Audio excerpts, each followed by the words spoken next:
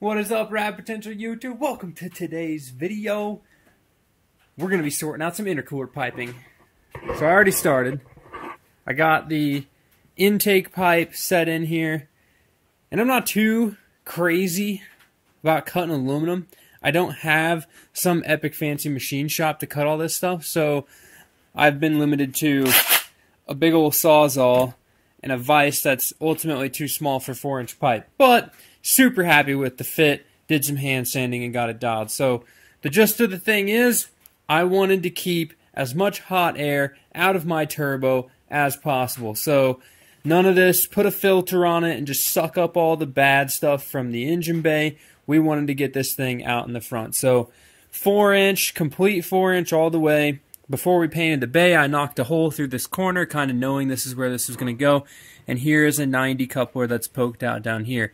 Now my air filter, which is this fancy little cone guy from K&N, is going to live right out here, maybe at a little bit of an angle. But this whole area is up underneath my big front air dam. So I'll insert a picture of that here now so you can see the air dam on the car. And this is going to live up in the cavity, the wheel well area, nice and clean, and suck all that cold air. So, air intake, check. You're not going to be seeing me sit down and fancy TIG weld these things together because I don't have that capability here as well. But I've got these taped up. That piece there, it's literally 2 pieces. A Vibrant tight radius 90, a 45 that I had laying around that I shortened. It's kind of a pain to get this in here, so I may end up shortening this boot in order to make it a little bit easier to get on. It's not a pressure side. It just needs to keep the bugs out. So some worm clamps on that. Same thing going out to here and get the filter on it. As long as it doesn't fall off, we should be good. But it's not like holding boost pressure, if that makes sense. The prior intercooler setup in this car utilized this plastic boot off the throttle body. Okay, so on an NA engine, Series 5, Series 4 FC NA engine, they came with this plastic air intake. It would have sat over here and pointed forward. The intakes did some weird S thing, right? Now, an NA and a turbo throttle body are effectively the same. The difference being your idle adjustment would be on the top if it was an NA car, and on a turbo, your idle adjustment would be over here, similar to how this one is. This is actually an NA Series 5 throttle body that's been flipped upside down. So, like I said, previous setup had the plastic coupler.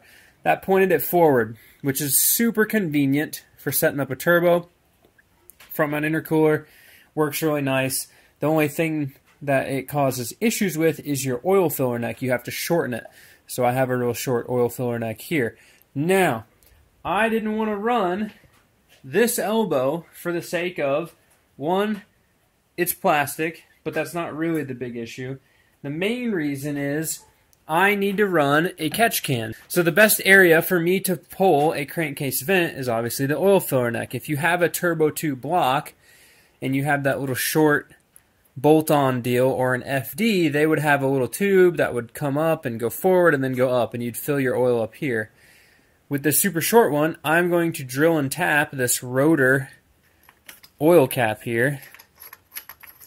So this is just cast aluminum. I'm going to drill and tap this, put a -10 fitting on it, and I'm going to have a -10 line that runs off of this up to the front to wherever my catch can goes. Most likely this vicinity right here or somewhere right here. They're kind of tall, so I need to figure out a place to put it, but probably going to be up here, and we'll put the coolant overflow over here because it's going to be a shorter deal for the coolant overflow. So we've got to work around that for the intake pipes. Now, I had since scored when I built my Turbo FC RX7 like 3 or 4 years ago. I had bought a Rotary Works intake inlet for a T2. This is effectively straight. It hooks around where the factory like power steering and AC stuff goes on an FC. Gives you some more space. And on the FC, I ran the intercooler pipes like around here, and I had a weird water-to-air intercooler setup on that car. But this intake tube is aluminum, perfect spot for my intake air temp sensor right here that I just got plugged off loosely for now. 90-degree coupler, literally a straight pipe, 90-degree coupler through the intake, and then over here 90-degree coupler with a 90 bend, straight into this. My goal, as I'm laying this out, this is literally the simplest thing. In these last 5 minutes, you're seeing all the fabrication work that I needed to do. I don't really have to cut any more pipes or anything to make this happen. I just need to trim this weld off, grab a piece of tubing that's long enough to go from here to here, tape that together. I clocked the turbo and aimed this pipe such that it's semi-symmetrical with how this pipe is aimed. So the intercooler sits centered. We've got the 90s. This one's been a little bit more than a 90, but because of the angle of the dangle, it's going to have to make up some flex in that coupler. But effectively, I think, and you guys be the judge, that nice symmetrical setup should look pretty good. The only thing that would make it a little bit more symmetrical in a sense is if I did another 90 here and brought it up to about the same height as that one instead of just running this one up at an angle. But I like the simplicity of this and really no need to overcomplicate it. The other thing, my oil cooler lines run right through here, and I may run my breather and put my catch can down in the front bumper by the oil cooler. So the catch can would be, I really don't like the catch can being out in front of the car though, because then if it does spit a bunch of oil out of it and spit a bunch of oil out the breather, that oil goes under all my tires and I crash my car. So probably ought to try to keep it up over here, which is still kind of an oily area, but at least the air would suck the oil up over the car and it would just douse my engine bay and maybe start on fire. I don't know. Comment below where you would put the catch can. I just really don't want to run into any risk with the car. I guess I could run the catch can out to the back. A lot of drag car guys will put their like burn down box, what they would call it, but they have huge catch cans on those 60 pounds of boost drag cars, and they'd put them out in the back. I don't know that I would necessarily do that, but I'm pretty happy with how this stuff's laying out. Now, in the previous video you saw we finished up the chassis wiring, and I've got to start into the fuel tech wiring. So I'm going to get this stuff taped up, and then we're going to jump right into fuel tech stuff and laying this out for the first time. Hopefully getting it turned on. But intercooler piping, looking sick. I know it's blue couplers. Don't hate me. This is what I have. This is what we're going to use for now. We'll get black ones, but the blue is good enough for now. Ba-ba-ba-ba. Check out this engine bay coming together, guys. Got the fan on. Charles came out this evening, helped me dial some stuff in. Got a whole bunch of stuff done. And then Charles is an electrician, used to be. Worked for the phone company. He's who wired, you know, this was his car. He's wired a couple Haltecs, and he's got a good brain on him, right? So when it comes to wiring stuff. So Charles came out. He shortened my fan blade so this fits. Pretty fired up. We got the water pump on. We had to do some fancy stud work to get all this back to how it's supposed to be. Blocked off the lower turbo feed, which is not exactly ideal for right now because it's very close to the exhaust. I don't know if you can see it down there. So this is like a silicone hose cap that you would use, right? And they make rubber ones too. What I'm getting at is I had to use a hose and a bolt with 2 hose clamps on it. The reason that I like to use those sometimes more than the hose caps or the silicone caps is the caps tend to break and crack. Whereas when you use a hose like this with a nice big bolt in the end of it, same as I've got on the back of here, they tend to last longer and not leak. The hose is more durable than the caps are, so that's why that's blocked off. The only thing I don't like about it, like I said, it's real close to the turbo manifold down here, so it's not ideal. We'll have to keep an eye on it for coolant leaks. Eventually, what I'll have to do is pull the port off down there. Like, this won't be an issue for cruising around the street. I don't think it's going to get hot enough, but on the track, it's going to melt that. So I'm going to need to pull that water neck off, or at least get in there, pull the port, the little barb, out of it, drill it, tap it, and put a plug in it. So we'll do that eventually. I've already plugged the rear iron, so there would be a water recircuit that goes up through here. Anyways, that's not the gist of why we're here. We've got the intercooler piping dialed. It looks sick. I am amped with where the filter is located. This will be effectively where it goes. This is kind of just set up in here for now. I'm going to shorten the silicone tube. There is a lower valence piece. If you have a stock SA, this filter would poke out of your bumper. There's a piece that runs flat about here and connects to the bottom of the fender. I'm going to have to cut a big old hole in that to let my filter sit in there, and that's going to have a nice little pocket for this to suck air in front of the wheel. So you can see where it's coming out right there, running through here. Missing this, still like we clearance the fan to fit that, and I'd take about a 1/2 inch off of every fan blade, which is no big deal. Saw in the comments on my Instagram, people wonder why I'm running a clutch fan. Well, here's the deal. These are way less prone to failure. They flow a whole bunch more air than an electric fan does, and I don't have to upgrade to some fancy FD RX7 or a high output alternator to run electric fans. I know they make fans that don't draw that much current, but these 13Bs, they spin a whole bunch of RPM, and when you underdrive these and this, that, and the other, it tends to draw a lot of current for your fans when they kick on. And I've just never had issues with this, so I'm overcoming the power of a clutch fan with boost. But happy with the intercooler piping layout. It's looking really fresh. The last thing I've got to add in here, and like I said, I don't do all this TIG welding. I want to thank my buddy Jacob for helping me out with the downpipe and this stuff. But I've got a blow-off valve flanges to tile. They're like 50mm deal. And I'm going to put this up here. Okay, or actually it'll probably like face down like this. This tube over here is perfectly straight. It like flexes a little bit because of the tape, but it's just a straight piece of pipe. So the blow-off valve will go up here. Now, the reason that you put your blow-off valve close to your throttle blades, imagine you have, right, air, turbo, boost, your throttle blades. Throttle blades are open, you're pinned, you're making tons of boost, you got a lot of pressure, you let off the throttle blades slam shut. That wall of pressure that has now been created by the throttle blade slamming shut, which then opens this, the wall of pressure starts at the throttle blade and then back feeds into here and could potentially break the wheels in your turbo, or the intake wheel, the cold side wheel of your turbo, right? It could potentially break the compressor wheel of the turbo. So this blow-off valve, you want it as close as you can get to the throttle body, so that way it bleeds off that pressure sooner, okay, as quick as possible. Now, obviously space constraints, you might have to put it over here, but that's just my interpretation of the situation. That's why you put them there.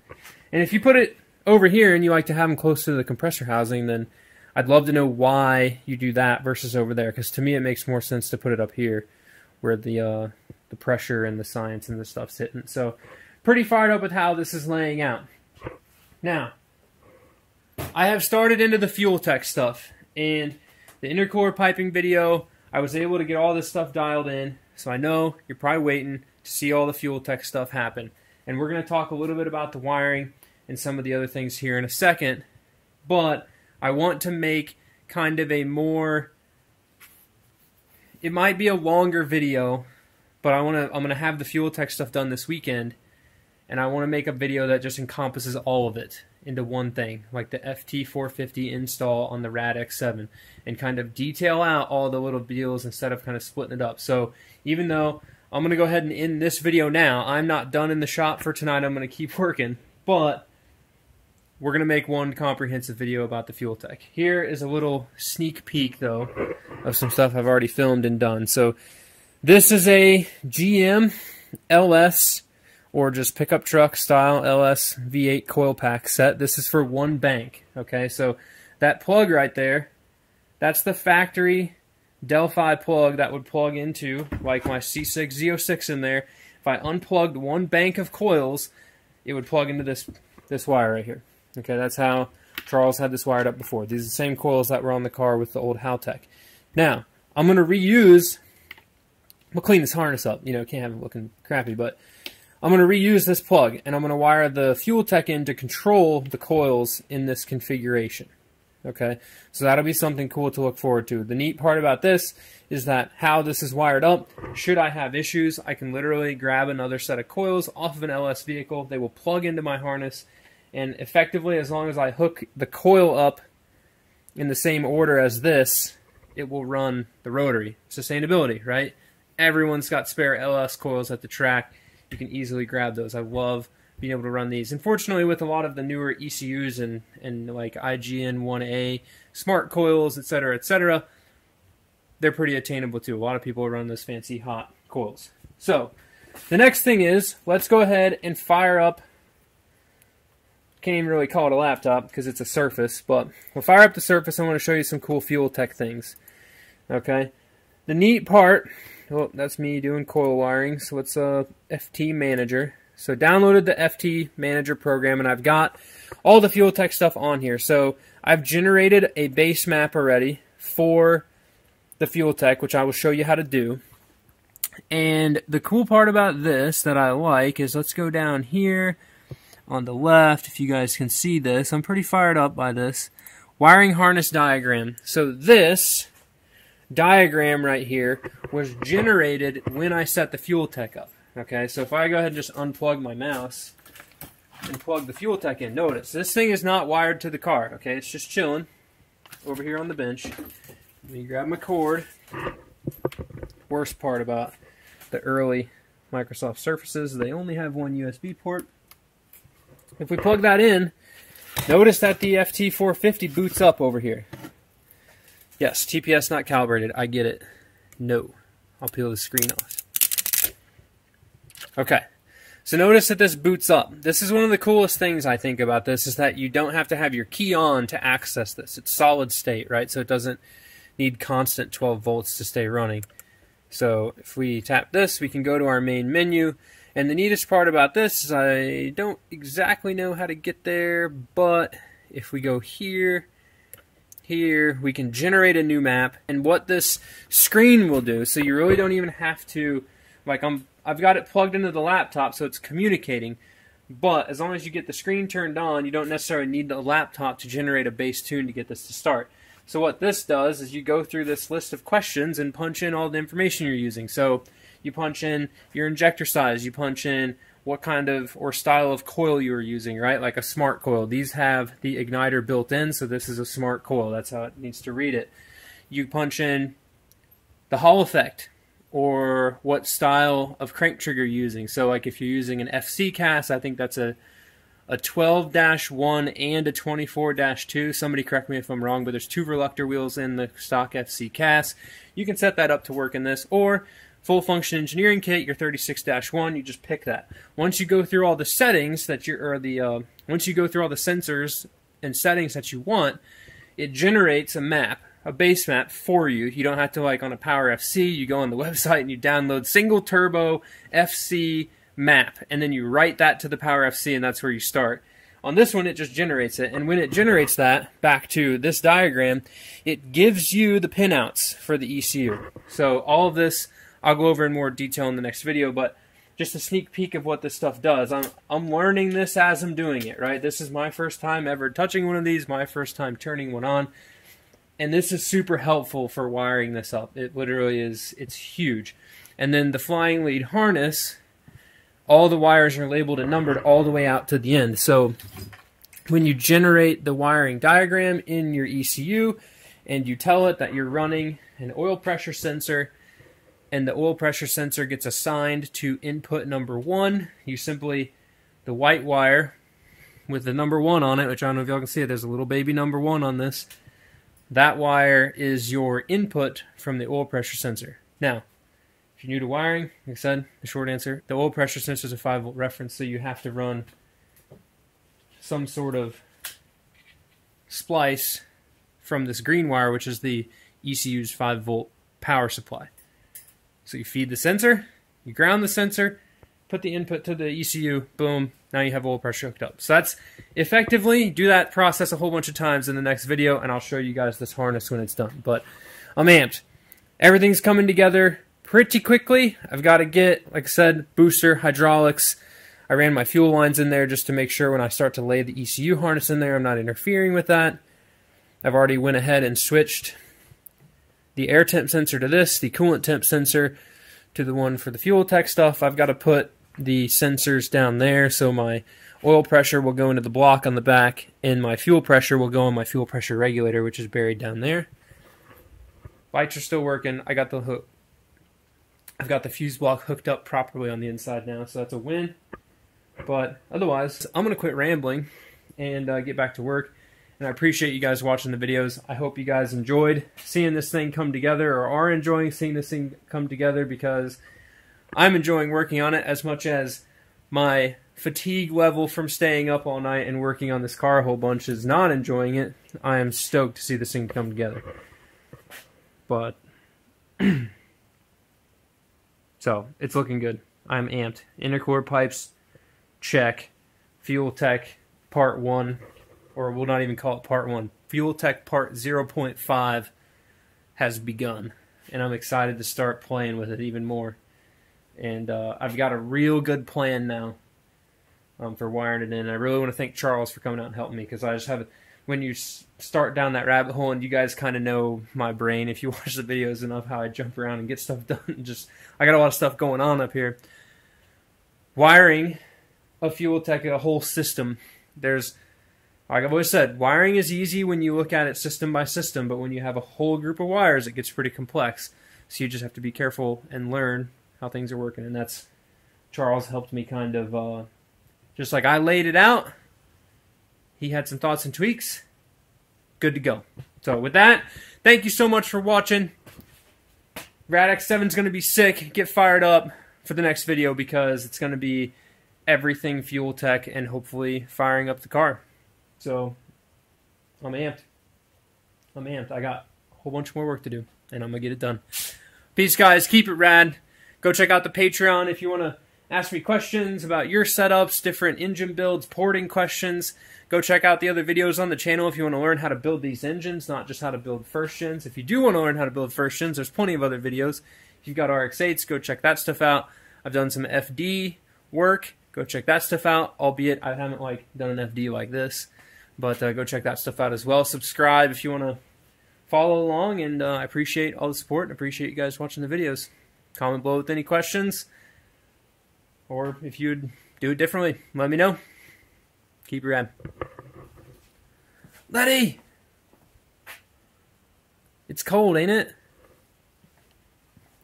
I don't know what is up with Tennessee lately, but let me tell you, it was like, I was sweating, literally, trying to fix the wiring earlier in the week, out here on the ground, in shorts and a t-shirt, just sweating it up. And then tonight, it's like 50 degrees out. It's cold. The dog's cold. And I'm cold. Peace.